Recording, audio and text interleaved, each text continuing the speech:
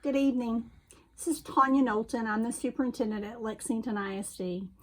I'm completing this video for you tonight so that you can have some information about some decisions and some situations here at LISD as we're moving forward. I know that you guys are all aware of COVID-19 and the coronavirus and the way that it's impacting our state. I want you to know that over the last few days, it's been some very challenging days. We've looked at a lot of information. We have considered a lot of options and a lot of plans. And this afternoon, the district decided that we would be closing our facilities in LISD for the next week. Now, I'm saying that very specifically in that way because I want you to know we're not closing school. We're not turning away from instructing our children, but we will be closing all Lexington ISD facilities in the district. So let me kind of go over a few things with you about how that's going to work. In addition to this link to this video, you also have a copy of a letter that has everything in detail in writing so that you can consult that after you hear this. Our district is going to move on Tuesday to a home instruction platform. Now, don't let that scare you. We're not moving to homeschool or homebound where you are going to have to provide any education services to your child.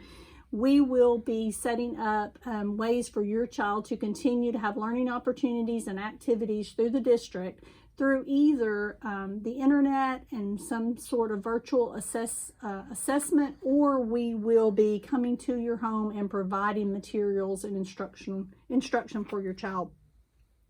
The teachers are going to meet on Monday, and they are coming up with their plans. Principals and I met this last week to come up with ways that we could provide things for you as a parent and for our students. And so on Monday, they'll get those plans lined out. And on Tuesday, you should expect a call from your child's teacher in Lexington. They will be calling to see exactly what accessibility you have in your home and whether we can send some things virtually or whether we need to come out and bring you any instructional materials.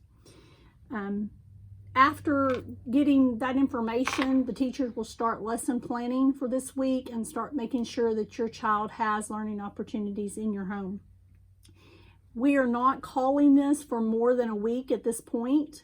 Things are changing quickly across the state and in our area, and we don't want to make a call right now until we see how things are going to progress.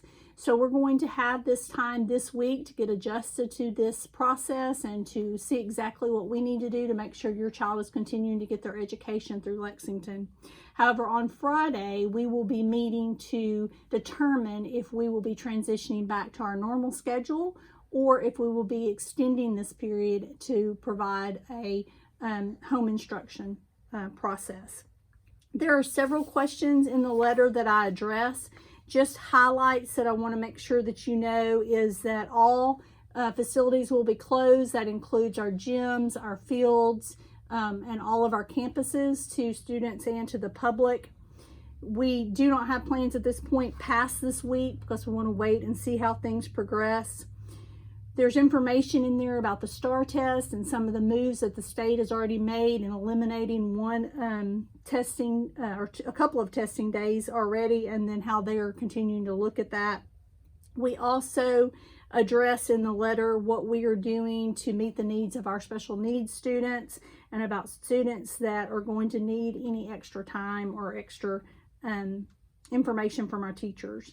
All of our extracurricular activities have been canceled or postponed at this point. UIL has decided that all contests, anything to do with UIL, has been postponed or canceled.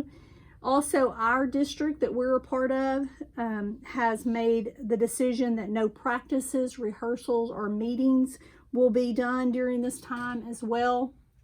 And so if you need additional information about UIL's decision, you can visit the UIL website, but in our district, we will not have any meetings, rehearsals, practices, or performances or games during this time. A big question that a lot of people have about a situation like this is what about our students who receive free and reduced breakfast and lunch meals from the district? We are working on that as well. I've already met with Ms. Lamb, who is our food director, and she has already come up with some plans. On Monday, we'll be finalizing those plans.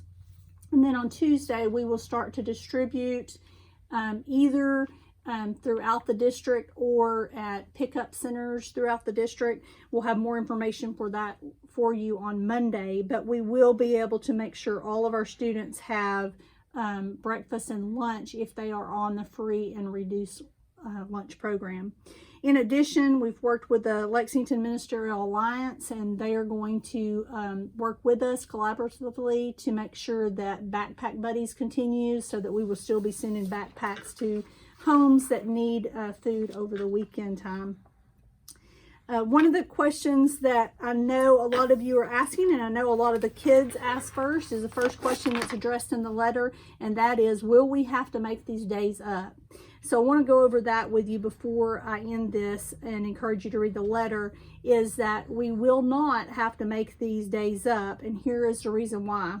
The state has decided that during this time of closure, if you as a district continue to provide instructional and learning activities for the students, then these days will count as your school days for your calendar. So as we put in place ways to help educate your student and continue with their education for the year, we will not have to make up any of that time.